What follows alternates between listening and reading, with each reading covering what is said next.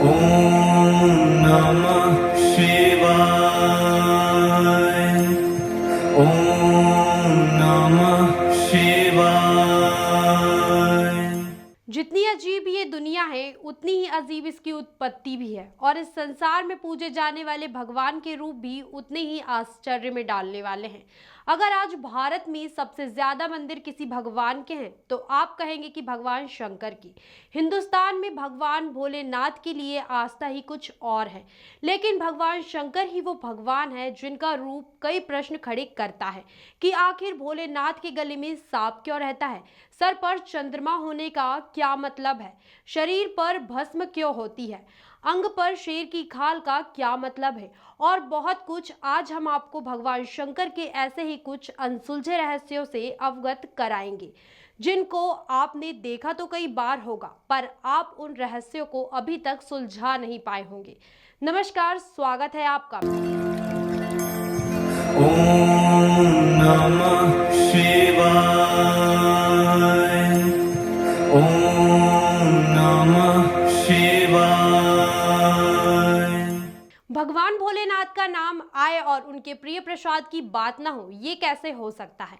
भगवान शिव और उनके भक्तों को भांग का प्रसाद बहुत ही प्रिय है, लेकिन क्या आप जानते हैं कि भगवान शिव को आखिर भांग इतनी क्यों पसंद है। आइए जानते हैं। पुराणों और वेदों में भगवान शिव के विष पीने का उल्लेख है। कहा जाता है कि जब देवताओं और असुरों ने समुद्र मंथन किया था तो उसमें अनेकों मणि माणिक निकले थे और इसी में से निकला था हलाहल विष।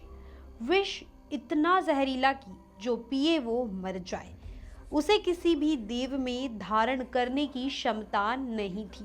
एक शंकर ही ऐसे भगवान थे जिन्होंने हलाहल विष को पिया, लेकिन विष इतना जहरीला था कि शंकर विष की तासीर से मूर्छित हो गए। भगवान शिव को इस विष के प्रभाव से मुक्ति दिलाने के लिए देवताओं ने उनका धतूरा, बेलपत्र और जल से अभिषेक किया और भगवान शिव को भांग धतूरे का भोग चढ़ाया। तभी से भगवान शिव और उनके भक्तों का प्रिय प्रसाद भांग बन गया है। भगवान शंकर को भस्म लगाई जाती है, यहाँ तक कि 12 ज्योतिर्लिंगों में से एक उज्जैन के महाकाल में रोजाना ताजे मुर्दे की राख से भगवान शिव की भस्म आरती की जाती है। लेकिन क्या आपने कभी सोचा है कि भगवान शंकर के इस रहस्य का राज क्या है। वैसे तो शंकर के भस्म लगाने के पीछे कई कहानियां, किंवदंतियां प्रचलित हैं, लेकिन अधिकतर वेदों पुराणों में मां सती के सती होने की कहानी अधिक प्रचलित है। एक कथा के मुताबिक कहा जाता है कि जब माता सती ने अपने पिता दक्ष के द्वारा किए गए यज्ञ में भगवान शिव को अपमानित किया तो दुखी होकर मां सती ने यज्ञ के अग्नि कुंड में कूदकर अपने प्राण त्याग दिए। इसी से दुखी होकर भगवान भोलेनाथ पलाप करने लगे।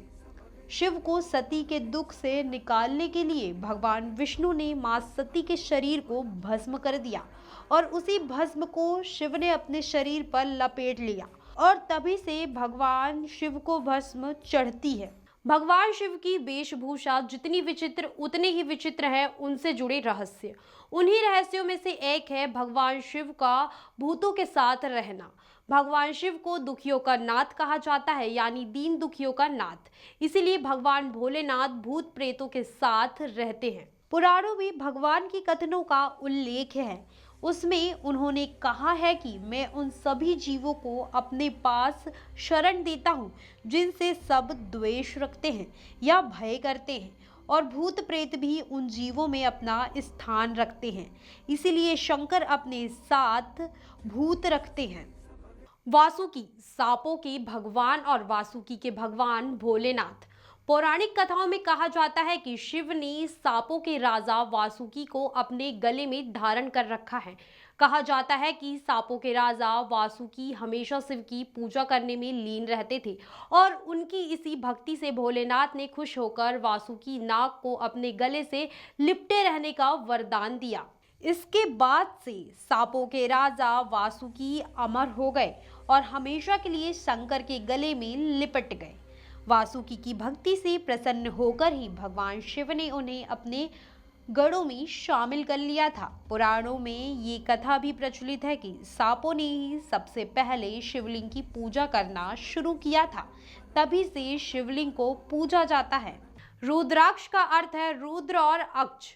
रुद्र का अर्थ है भगवान शिव और अक्ष का मतलब शिव के आंसू। भगवान शिव के रुद्राक्ष के बारे में वर्तमान में कई किंवदंतियां प्रचलित हैं।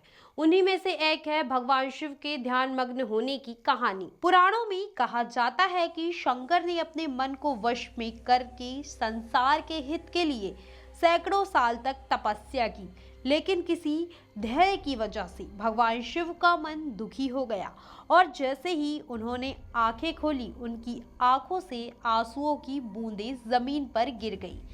तब इन्हीं आंसुओं की बूंदों से रुद्राक्ष का पेड़ बना। रुद्राक्ष 21 प्रकार के होते हैं, लेकिन सिर्फ 14 तरह के रुद्राक्ष ही मिलते हैं। सभी तरह के रुद्राक्षों का प्रतिनिधित्व अलग अलग देव करते हैं। रुद्राक्ष के बारे में वैज्ञानिक तर्क है कि यह नकारात्मकता खत्म करता है, शांति, सद्भाव और मन में एकाग्रता लाता है।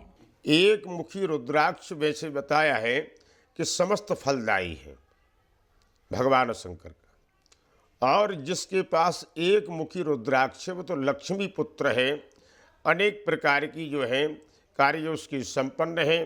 पंचमुखी है, 9 मुखी है, 11 मुखी है, 14 मुखी है, इत्यादि जितने जो है रुद्राक्ष जो बनाए भगवान शंकर ने बनाए हुए हैं, भगवान शंकर के स्तुत्य हैं। उनके अलग अलग भैया महत्व हैं। जैसे पंचमुखी रुद्राक्ष जो होता है उसको बीमारी के लिए धारण किया जाता है। भगवान शिव के शेर की खाल पहनने के पीछे कई कहानियां, किंवदंतियां प्रचलित हैं, लेकिन एक प्रचलित पौराणिक कथा के अनुसार कहा जाता है कि भगवान शिव ने शेर की ये छाल किसी शेर को मारकर नहीं, बल्कि भगवान नरसिंह का वध करके अपने तन पर पहनी थी। जब हिरण्यकश्यप को मारने के बाद कई दिनों तक भगवान नरसिंह का क्रोध शांत नहीं हो रहा था, तब भगवान शिव ने नरसिंह से युद्ध किया और 18 दिन की इस लड़ाई में नरसिंह परास्त हुए और भगवान शिव को अपने तन की खाल नरसिंह ने समर्पित कर दी। तभी से भगवान शिव अपने शरीर पर शेर की खाल पहनते हैं। भगवान शिव के हाथों में डमरू की कहानी बड़ी ही रोचक और आश्चर्यजनक है। पुराणों में कहा जाता है कि सृष्टि के उत्थान में जब मां सरस्वती का जन्म हुआ, तब देवी सरस्वती ने अपनी वीणा से सृष्टि में आवाज को जन्म दिया, लेकिन मां सरस्वती की इस ध्वनि में ना तो सुर था और ना ही संगीत। तभी सृष्टि के जन्म से खुश होकर भगवान भोलेनाथ नाचने लगे और 14 बार डमरू बजाया। तभी उनके डमरू की आवाज से संगीत के छंद ताल का जन्म हुआ। इसी वजह से भगवान शिव के हाथ में डमरू रहता है। कुछ जगह ये भी उल्लेख है कि सृष्टि के संतुलन के लिए भगवान शिव डमरू अपने साथ लेकर प्रकट हुए थे। महासरस्वती की असीम कृपा से जो मैंने आपको पहले बताया 14 सूत्र जो है उससे आपको व्याकरण का बना हुआ है लेख। उसी व्याकरण के अनुसार ये सुर के द्वारा जो है 14 सूत्रों के द्वारा डमरू में से सुर निकलते हैं और उसी से जटा कटा है मंडनी विराजमान वल्लरी इत्यादि जो है परम पिता परमात्मा की, जैसे आपके कहा है नमामि शमीशान निर्माण रूपम, ये भगवान शंकर की गणना है और 19 के द्वारा जो है आरती पूजन प्रारंभ की जाती है। भगवान शिव के हाथ में त्रिशूल रखने का अपना एक अलग महत्व है। त्रिशूल भगवान शिव का एक प्रमुख अस्त्र है। त्रिशूल को अगर ध्यान से देखें तो त्रिशूल में 3 नुकीले सिरे दिखते हैं, जो बहुत ही गूढ़ बात बताते हैं हमें। ये 3 नुकीले सिरे 3 प्रवृत्तियों का प्रतिनिधित्व करते हैं, सत्य, राज और ताम। भगवान शिव का यह त्रिशूल हमें बताता है कि इन गुणों पर हमें लगाम लगानी चाहिए और खुद को इन गुणों से दूर रखना चाहिए। भगवान शिव की तीसरी आंख के बारे में कई कथाएं कही जाती हैं, लेकिन सबसे ज्यादा प्रचलित कथा है शिव के तपस्या में लीन रहने की। कहा जाता है कि जब शिव तपस्या में लीन थे तब सभी देव शिव का विवाह पार्वती से कराना चाहते थे, लेकिन शिव के ध्यान को भंग करने का साहस किसी में नहीं था। महादेव के क्रोध से सभी परिचित थे। तब देवताओं ने कामदेव से ध्यान भंग करने का अनुरोध किया और कामदेव ने अपने पुष्प बाण से भगवान शिव की साधना भंग कर दी, जिससे कुपित होकर भगवान शिव ने अपनी तीसरी आग की प्रचंड अग्नि से कामदेव को भस्म कर दिया। तभी से भगवान शिव की तीसरी आग के बारे में तरह तरह की कथाएं प्रचलित हैं। भगवान शिव के जन्म के बारे में कोई भी ठोस मान्यता अभी तक नहीं है। शिव पुराण और विष्णु पुराण में शिव के जन्म के बारे में अलग अलग तथ्य दिए गए हैं, लेकिन अगर शिव पुराण की बात करें तो उसमें भगवान शिव को शंभु कहा गया है। स्वयंभू का मतलब होता है जिसका ना कभी जन्म हुआ हो और ना ही कभी अंत होगा। शिव पुराण में बताया गया है कि भगवान शिव से ही विष्णु और ब्रह्मा की उत्पत्ति हुई है, लेकिन इन तथ्यों पर भी विद्वान एकमत नहीं है। शैव संप्रदाय के लोग शिव को विष्णु का जन्मदाता बताते हैं, तो वहीं वैष्णव धर्म के लोग भगवान विष्णु को शंकर का उत्पत्तिकर्ता बताते हैं। स्वयं देवादिदेव महादेव हैं, समस्त देवताओं के अधिष्ठात्र देवता है शंभु। भगवान शिव के माथे पर चंद्रमा के होने का किस्सा भी अपने आप में एक अहम स्थान रखता है। कहा जाता है कि दक्ष प्रजापति की बेटियों से जब चंद्र की शादी हुई थी तो चंद्रमा का सबसे ज्यादा स्नेह दक्ष की पुत्री रोहिणी पर था। इससे दुखी होकर दक्ष की बेटियों ने दक्ष से जाकर ये बात कही तो दक्ष ने चंद्रमा को 6 रोगों से ग्रस्त होने का श्राप दिया। तब इन रोगों से निजात के लिए चंद्रमा भगवान शिव की शरण में गए और भगवान भोलेनाथ ने चंद्रमा को पुनः जीवन का वरदान देकर अपने माथे पर चंद्र को सजाया। तभी से चंद्र भगवान शिव के मस्तक पर विराजित है। नंदी भगवान शिव के वाहन कैसे बनी, इसके पीछे एक बहुत प्रचलित किस्सा है। कहा जाता है कि नंदी शिलाद ऋषि के पुत्र थे और शिलाद ऋषि ब्रह्मचारी थे और ब्रह्मचारी व्रत का पालन करते हुए शिलाद ऋषि को पुत्र रत्न की प्राप्ति नहीं हो सकती थी। इसीलिए उन्होंने संतान के लिए भगवान शिव की कठोर तपस्या की और नंदी के रूप में उनको पुत्र प्राप्त हुआ। लेकिन नंदी जैसे ही बड़े हुए ऋषि शिलाद को उनके अल्पायु होने का पता चला और वे बहुत दुखी हुए। पिता को दुखी देखकर नंदी बोले, मैं भगवान शिव के आशीर्वाद से पैदा हुआ हूँ, तो मेरी अल्पायु की चिंता भी भगवान शिव ही करेंगे। इसके बाद नंदी भगवान शिव की तपस्या करने लगे। जब शिव नंदी की तपस्या से प्रसन्न हुए तो उन्होंने नंदी से वर मांगने को कहा। इस पर नंदी ने भगवान शिव से उनके वाहन बनने का वर मांगा।